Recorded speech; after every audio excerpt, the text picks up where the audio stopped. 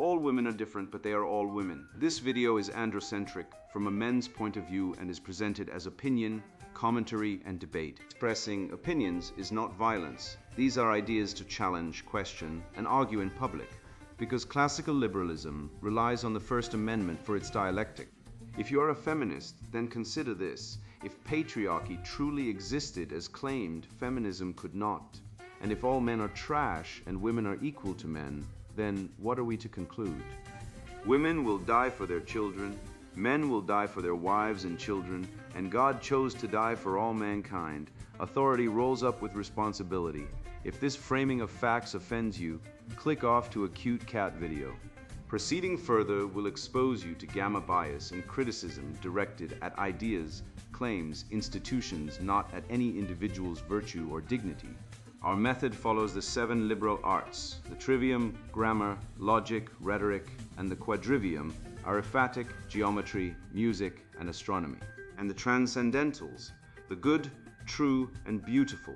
If this framework is not for you, feel free to exit now. It's no disgrace.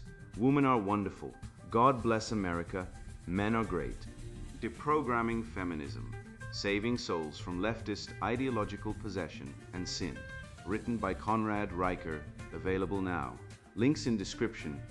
The cybernetic siren and the concrete cage. Escaping the Marxist matrix of feminism by weaponizing the trivium against the gynocentric death cult. You have been fed a poison so sweet it has rotted the very foundation of your mind, a lie designed to turn the rational man into a plow horse for the gynocentric order. The cathedral of lies tells you to seek the character of a woman, to ignore the visual and embrace the soul, yet the brutal truth of evolutionary biology, the reality check of a Tinder experiment where looks are the only currency that matters, proves this is a trap for the naive. The feminine imperative demands you ignore the visual because it grants her the power to hide her nature behind a mask of performative virtue.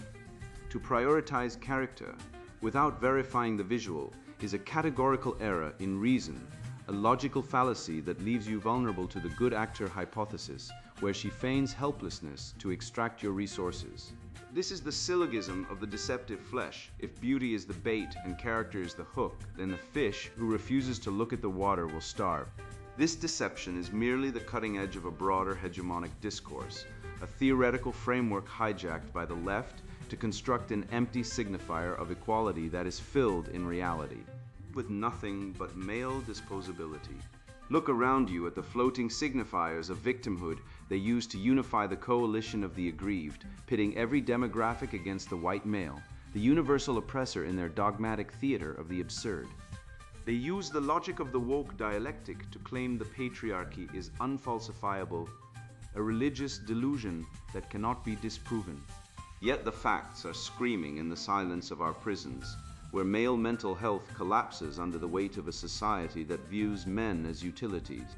While the taxpayer-funded empathy flows to female criminals, the incarcerated male is thrown into a concrete box, stripped of purpose and forgotten, a victim of a judicial bias that proves equality is a hoax designed to secure the supremacy of the feminine.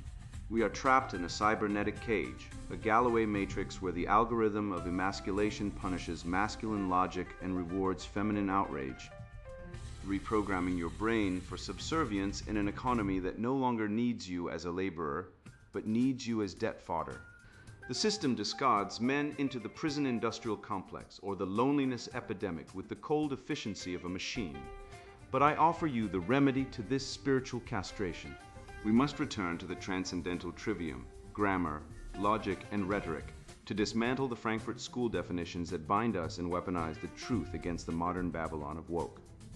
By mastering the trivium and accepting the red pill, we do not just survive the fall, we reboot the living spirit of Western civilization, casting out the demons of Marxism to rebuild a world of order, beauty, and truth.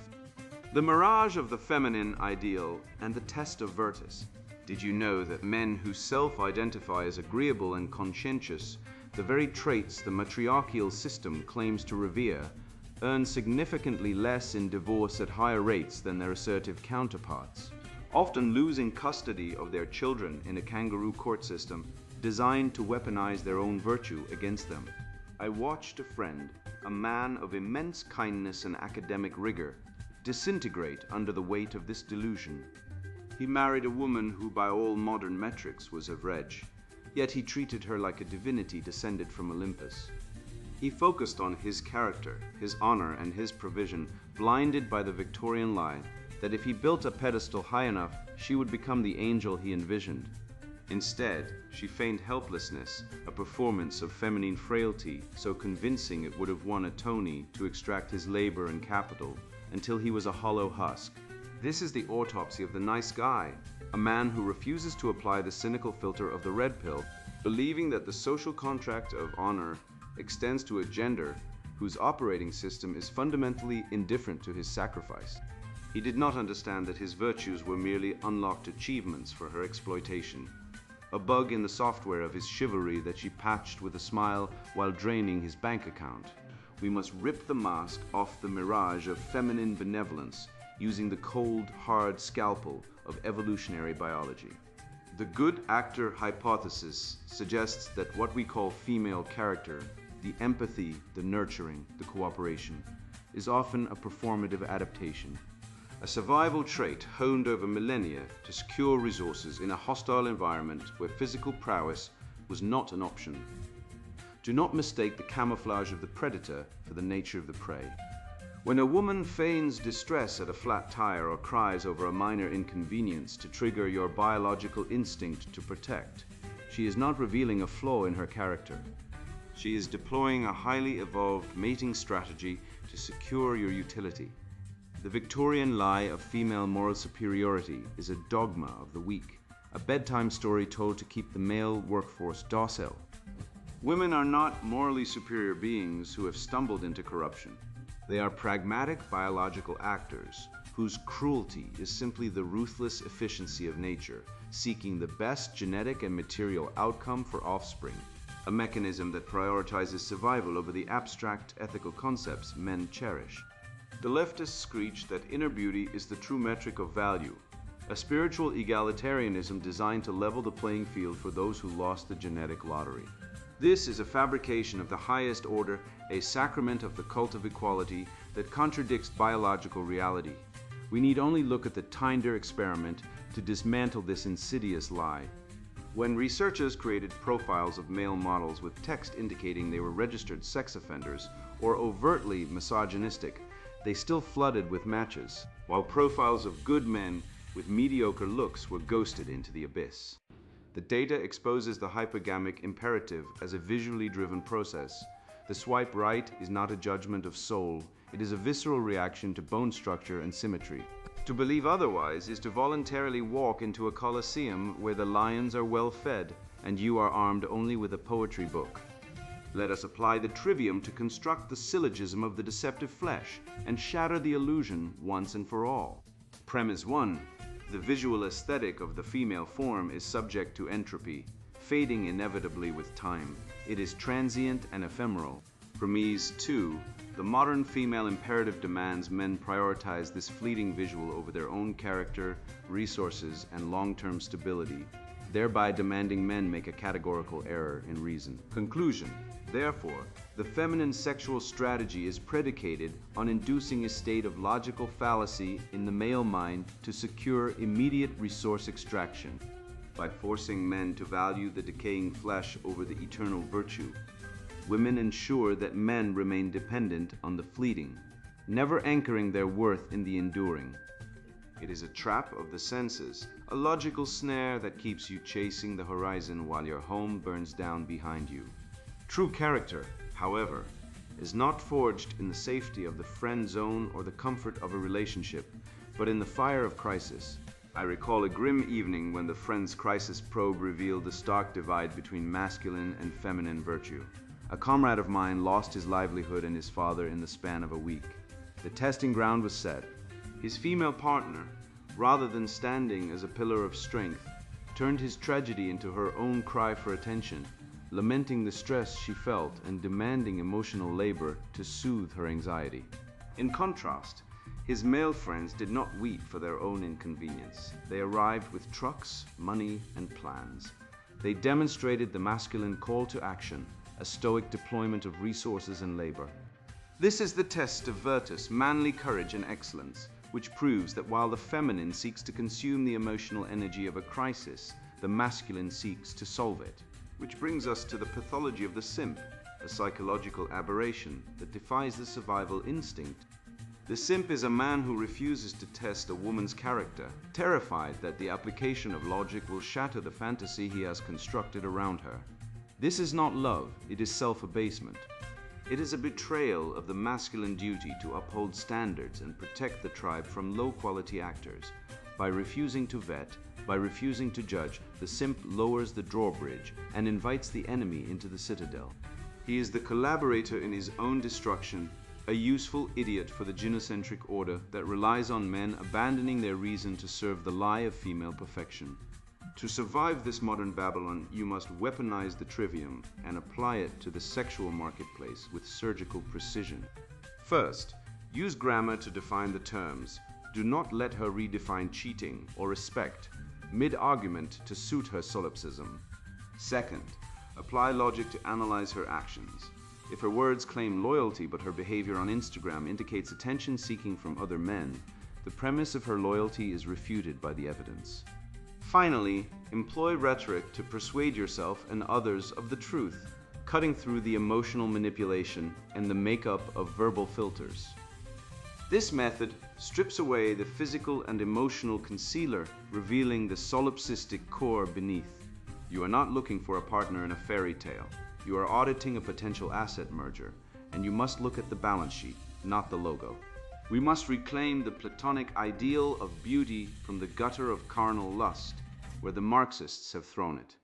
The modern reduction of beauty to mere biological triggers, to the titillation of the flesh, is a degeneration of the spirit. The transcendental alignment of the good, the true, and the beautiful demands that we recognize beauty not just in the curve of a hip, but in the loyalty of a wife and the virtue of a soul. Western civilization built its cathedrals to the eternal, not to the ephemeral. To worship the fading flesh is to worship a false idol, a golden calf that will inevitably lead to the death of your culture and your soul. We must return to the recognition that beauty is the harmony of the soul with the divine, a harmony that the modern woman has been taught to despise in favor of the cheap dopamine of the swipe. Break the spell. Re-enshrine the truth. Having reclaimed the Platonic ideal, we must now bloody our hands in the rhetorical arena. The enemy does not care for the eternal harmony of the soul. They care for the immediate submission of the mind, possessing a terrifyingly efficient machine for generating it. We have identified the rot, but to excise it, we must stop playing defense and start shattering their narratives before they can take root. You cannot simply hold the line against an ideology that weaponizes language itself. You must seize the means of verbal production. The time for quiet contemplation is over. The time for rhetorical warfare has begun. The hegemony of the hollow, deconstructing the discourse of delusion. Imagine standing in the public square, watching a man stammer, his hands trembling as a screeching harpy hurls accusations of bigotry. His logic paralyzed by the moral high ground she seized before he even opened his mouth. He is trapped in what I call the chain of equivalences, a rhetorical stranglehold where the leftist links disparate concepts together like rusted iron. Trans rights equals women's rights equals human rights, creating a structure so heavy no mere mortal can lift it. You do not defeat this Goliath by arguing about the links. You sever the chain, smash the syllogism by attacking the weak point, the biological reality that underpins no part of the delusion. When they scream that trans rights are human rights, you simply state that biological sex is immutable and observable, a fact of the material universe, and watch the chain of equivalences collapse into a pile of useless scrap metal. This is the debate strategy of the future, a rhetorical guillotine for the soft throats of the ideological possessed. We have seen this specific brand of madness before, a ghost haunting the corridors of history, wearing a different mask but smelling of the same rotting decay. The Bolshevik lie of the 20th century promised a utopia built on the ashes of hierarchy, claiming that the worker was a victim of the bourgeois, a totalizing ideology that demanded the rejection of reality for the sake of the theory. Today, the gender theorists are the commissars of the bedroom, demanding the rejection of biology for the sake of the feeling. Just as the Bolsheviks rewrote history to fit their dogma, the modern left rewrites biology to fit their fantasy, and the result is the same predictable collapse of truth. When ideology overrides biology, the inevitable outcome is the starvation of the soul and the disintegration of culture, a pattern as reliable as the setting sun. To win this war, we must engage in rhetorical judo, seizing the means of verbal production and refusing to accept the Frankfurt School's definitions of reality. The enemy defines racism and sexism as power plus prejudice, a clever linguistic trap designed to make the very act of existing while white and male a crime. We must reject these definitions with the ferocity of a wolf defending its kill. Do not let them define the terms. Define the world through the lens of biological reality. When they call you sexist, laugh in their face and tell them that preferring competence over diversity is not hate but survival. The narrative is yours to take if you have the courage to speak the unspeakable truths that they have tried to legislate out of existence. Central to their strategy is the floating signifier of victimhood, a concept that drifts like a poisonous cloud, unmoored from reality but heavy with emotional weight. The leftist theory floats the concept of woman not as a biological category, but as a victim class, a universal sponge for grievance designed to unite disparate complaints against the man. In this theater of the absurd, the man is cast as the universal oppressor, a demon to be exorcised, yet they can offer no proof other than their own resentment. This signifier of woman is empty. It fills with whatever venom is required to attack the foundational structures of Western civilization, a shape-shifting weapon used to bludgeon men into submission. We must also identify the fallacy of equivocation, a linguistic trap designed to castrate masculine speech and render men unable to speak without offending the delicate sensibilities of the mob. Cultural Marxists shift the definition of freedom from the classical liberal understanding of freedom from interference, the right to swing your fist until it hits another nose, to freedom from offense. This is a redefinition of the word to mean its exact opposite, a trap designed to enslave the mind. If freedom means no one is ever offended, then no one is free, for truth itself is offensive to the liar. We must reject this equivocation and stand firm that the only freedom worth having is the freedom to speak the truth, regardless of whose feelings get bruised in the process.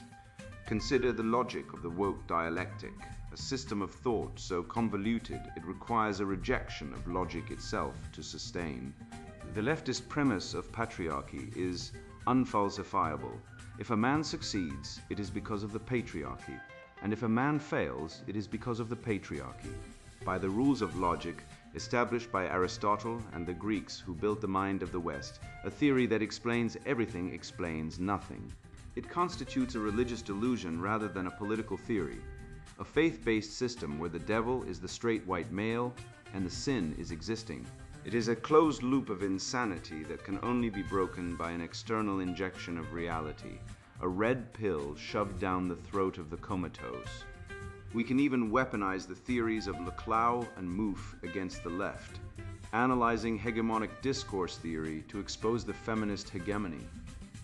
They construct an empty signifier of equality, a word that sounds noble but is filled with the specific venom of male disposability. When they say equality, they do not mean equal opportunity, they mean equal outcome, which in a world of unequal biological capability requires a totalitarian state to enforce. This empty signifier is filled with the desire to tear down the competent and elevate the incompetent, a strategy to invert the natural hierarchy of merit and replace it with a hierarchy of grievance. The evidence of this evil is written in the cold, hard statistics of our suffering. Look at the evolutionary biology playing out in the courts and on the streets, the cuckoldry rate, where men unknowingly raise children that are not their own. An evolutionary betrayal normalized by a culture that despises paternal certainty. Look at the family courts, where fathers lose custody in the vast majority of cases, stripped of their children and their livelihoods by a system designed to weaponize the state against the masculine. Look at the suicide rates, skyrocketing among men who have been told their natural drives are toxic. Look at the abortion rate, the sacrifice of the future on the altar of convenience, a direct result of the feminist lie that the child is a burden rather than a gift. These are not anomalies, they are the data points of a civilization in freefall. And the only way to pull out of the nosedive is to rip off the blinders and see the wicked evolutionary biology of these leftist ideologies for the blight they are. The cold, hard facts of this betrayal do not merely fester in the ruins of the family unit. They metastasize behind the steel bars where the state's animus for the masculine is finally unmasked. To truly grasp the architecture of this disposability, we must apply the scalpel of logic to the darkest corners of the empire. We must look to the place where the so-called oppressor is stripped of every title and asset, reduced by the gynocentric machine to a mere statistic in a concrete box. It is here, in the silent screams of the incarcerated, that we find the undeniable proof of a culture that views the male soul as a consumable commodity. The discarded vessel, the silent screams of the male prisoner. The statistics on suicide within the correctional system are not merely numbers. They are the screaming silence of the discarded vessel. When we look at the raw data, the reality is that a man in prison is significantly more likely to kill himself than a man on the outside, a tragedy that the media glosses over with a yawn. This is the ultimate result of a gynocentric social order that views men as utilities rather than souls, useful when plowing the fields or paying taxes, but utterly disposable once they step out of line. We are told that we live in a patriarchy, yet who is it that fills the concrete boxes? Men. Who is it that dies alone on a cold cell floor? Men. The suicide epidemic in prisons is the canary in the coal mine for the male condition, proving that society only values male life when it is serving female interests, and once that utility is gone, the male is thrown away like a broken tool. This leads us to the syllogism of the sentencing gap, a logical proof that our courts are not engines of justice, but tools of social engineering designed to suppress masculine energy. If the system were truly egalitarian, as the Marxists claim, punishment for identical crimes would be identical, yet we see men receiving sentences that are exponentially longer than women's for the same offenses. This is gynocentric mercy versus androcentric justice. The justice system reserves its harshness for the masculine, reserving its mercy for the feminine, operating on the unspoken feminist premise that women are inherently good and men are inherently dangerous. It is a rigged game where the mere fact of having a Y chromosome adds years to your life sentence, proving that the law is not blind, it is simply winking at the woman while throwing the book at the man. The hypocrisy of the left on this issue is so thick you could cut it with a knife. These ideologues scream about the evils of incarceration and the prison industrial complex. Yet their empathy is exclusively reserved for the system itself or the rare female inmate who can be framed as a victim of the patriarchy. They refuse to acknowledge the male prisoner because he destroys their victimhood narrative. He is the ultimate out-of-sight, out-of-mind problem. We pour billions into rehabilitation programs designed for female psychology while men rot in general population, their mental health collapsing at catastrophic rates. The left does not care about the men in the system. They care about the theoretical construct of the prisoner, leaving the actual human beings to suffer in a void of compassion. We must apply a lens of archetypal truth to understand why these men ended up here in the first place. A man without a purpose is a dangerous thing, and the modern state has systematically stripped men of their traditional roles as fathers, providers, and protectors, replacing the father with the welfare check and the protector with the police officer. When you remove the hierarchy and the structure of the father figure from a young boy's life, you create a vacuum of meaning that nature abhors, and the boy inevitably turns to crime to assert his existence in a world that tells him he is worthless.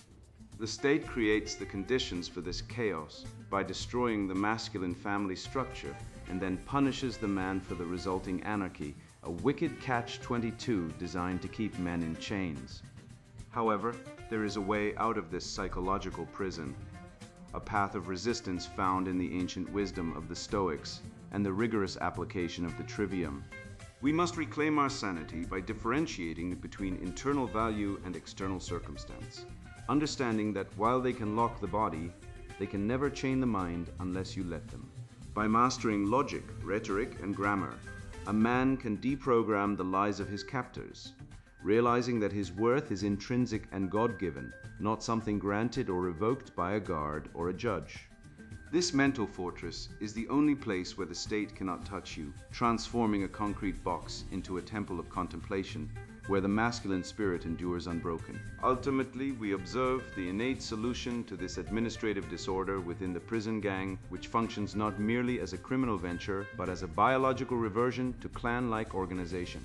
The state erodes the family and the community, so the masculine instinct to construct hierarchies of order reasserts itself through camaraderie. This gang structure supplies the framework, protection, and purpose the state denied these men externally, proving the compulsion for order is encoded in masculine genetics. This represents the cure of alliance, men organizing to survive a hostile environment, evidence of the unyielding masculine will to find order within confusion, even in the deepest parts of the modern world. I see the digital chains as but one manifestation of a far more vast and terrible machine. The entire economic structure has been re-engineered to render the masculine mind obsolete. What we witness in our feeds is merely the cultural software running on the hardware of a system that has systematically devalued male utility. The algorithmic suppression of masculine logic is not an accident, but a feature of a civilization-wide operating system designed to excise men from their natural role as creators and providers. This is the horror of our age. We have been deliberately written out of the economic script, replaced by debt slaves and consumer units, while our biological imperatives are treated as pathologies. To understand why, we must examine the terrifying mechanics of what Douglas Galloway termed the cybernetic capitalism matrix, a revelation that exposes the deliberate obsolescence of men in an economy that has pivoted from valuing production to harvesting emotional consumption, the cybernetic cage, and the restoration of logos. You stare into the black mirror of your screen, and the black mirror stares back, feeding you a steady diet of emotional poison designed to keep you docile, compliant, and utterly impotent. This is the algorithm of emasculation, a cybernetic leash that tightens every time you dare to express a logical thought or a masculine sentiment. Social media platforms are not neutral public squares. They are behavioral modification labs engineered to reward feminine outrage, the hysterical, the emotional, the victimhood claiming, while punishing masculine logic with shadow bans and censorship. When you post a syllogism dismantling a feminist straw man, the algorithm buries it. When a woman posts a tearful, incoherent rant about the patriarchy, she goes viral. The machine is programmed to filter out reason and amplify noise, effectively reprogramming your brain to associate silence with safety and submission with survival. This digital cage is built upon the foundation of the Galloway matrix, a theory of cybernetic capitalism that explains why you feel so economically worthless in a world that claims to value equality. Under this new regime, the economy has severed the link between male labor and financial survival.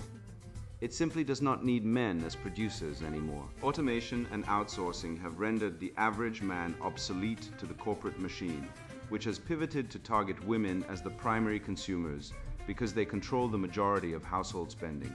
Meanwhile, men are relegated to a different role entirely. We are the raw material for the debt machine. The system wants you broke, indebted, and desperate, forcing you to grind away in a service economy just to service the interest on loans you were tricked into taking for degrees that are worthless. When men are no longer economically useful to the gynocentric welfare state, they are treated not as humans to be helped, but as waste to be managed. This is economic disposability in its rawest, most brutal form. Look at the male prisoner crisis and tell me this is not a deliberate design.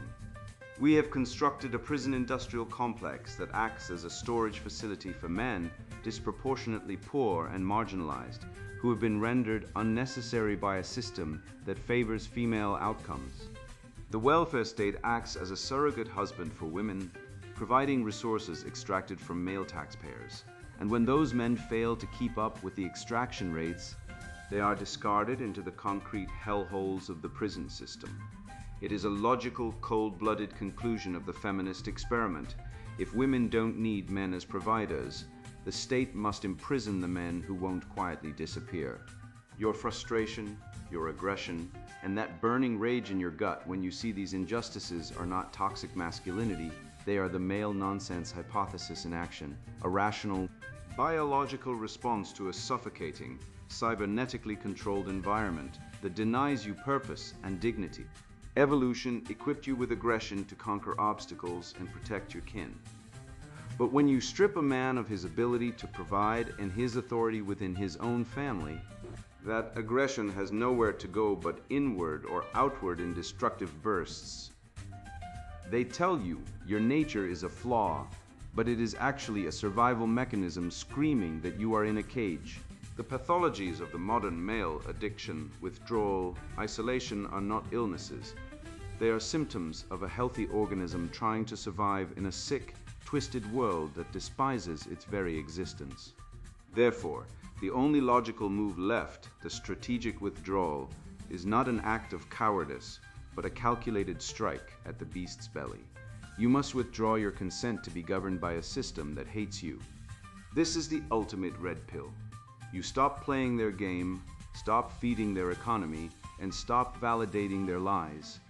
By aggressively pursuing self-mastery and resource accumulation, keeping your own money, building your own strength, securing your own assets, you starve the cybernetic beast.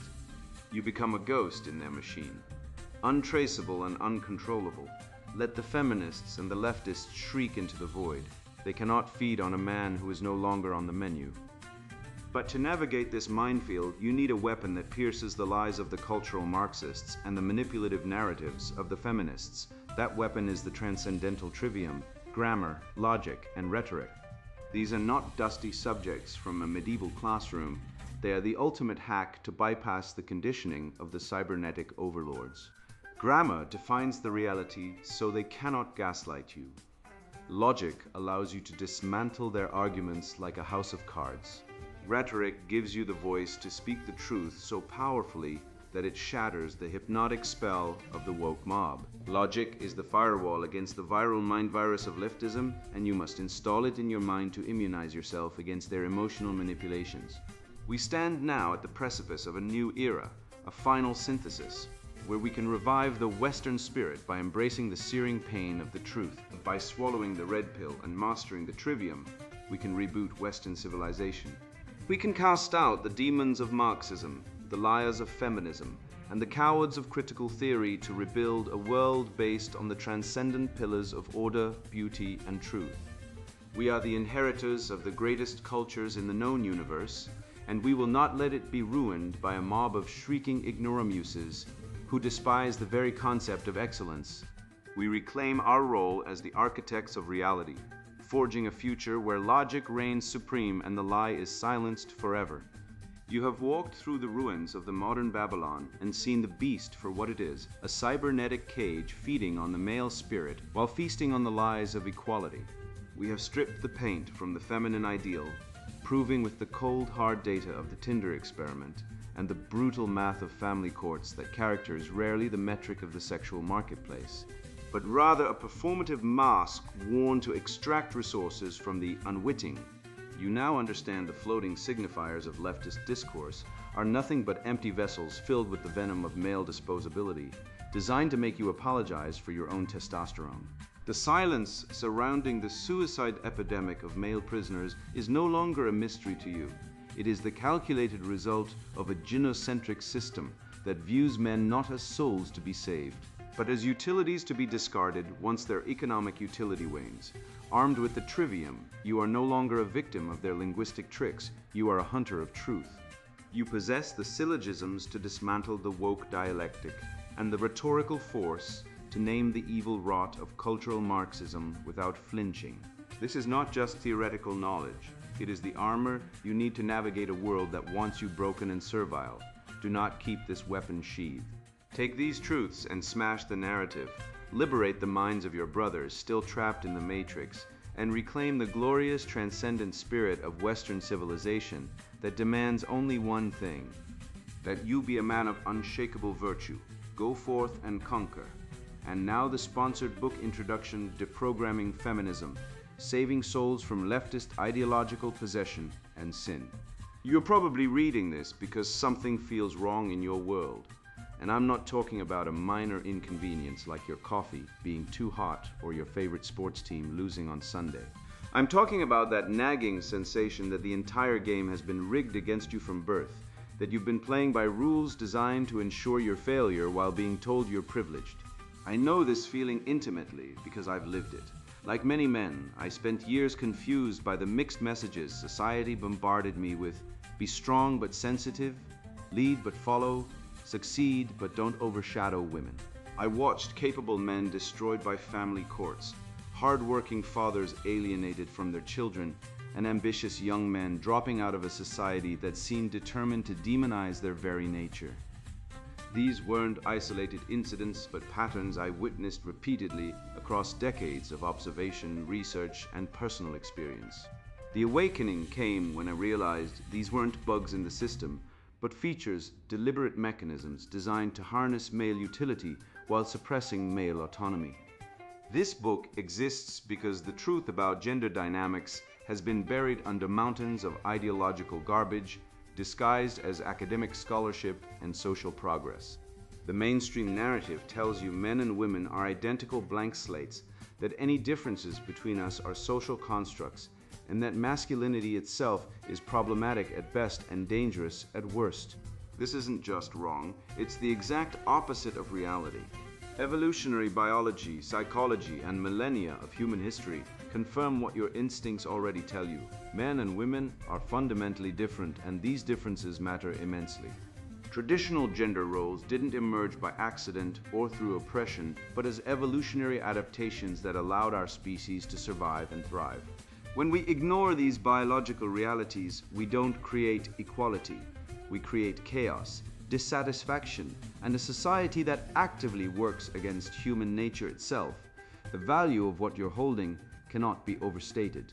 We're living through unprecedented times where men are routinely positioned as the problem in almost every social equation, where legitimate male concerns are dismissed as privilege, and where expressing traditional masculine virtues can cost you your livelihood.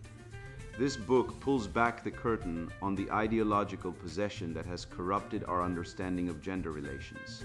I'll walk you through the evolutionary facts that make true gender equality impossible, explain how family courts function as wealth transfer mechanisms from men to women, and expose toxic masculinity for the intellectual scam it truly is.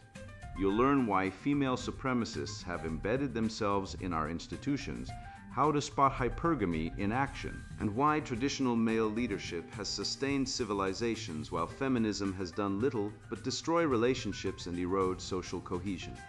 Most importantly, you'll discover financial strategies to protect your assets and reclaim the respect that a gynocentric society has systematically stripped from you.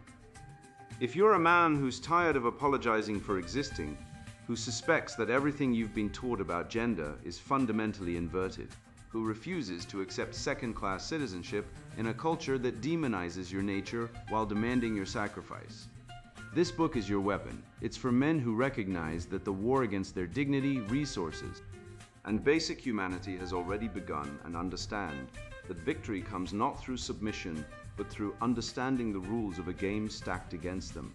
What follows will challenge your beliefs, shatter your illusions, and equip you with the knowledge to navigate a world that would rather you remain blind, obedient, and exploitable. The insights contained in these pages aren't academic exercises, but practical tools for survival and thriving in an increasingly hostile environment for masculinity. However, if you're comfortable with feminist ideology, believe gender is a social construct, think the patriarchy has been the primary source of human suffering, or genuinely believe that men have historically oppressed women merely out of malice, rather than necessity, stop reading now. This book will only upset you. Seriously, put it down, go find some safe space that reinforces your pre-existing beliefs, and continue living in the illusion that has been carefully constructed around you. Perhaps take up knitting or attend another sensitivity training workshop instead. What follows is not for those comfortable in their delusions, but but specifically for men ready to confront uncomfortable truths about human nature, society, and themselves. The red pill reality isn't easy to swallow, and once you see the matrix as it truly exists, there is no going back to comfortable ignorance. For those strong enough to proceed, welcome to the beginning of your liberation from ideological possession and the reclaiming of your rightful place in the natural order of things. Deprogramming Feminism, Saving Souls from Leftist Ideological Possession and Sin, written by Conrad Riker. Buy now, links in description.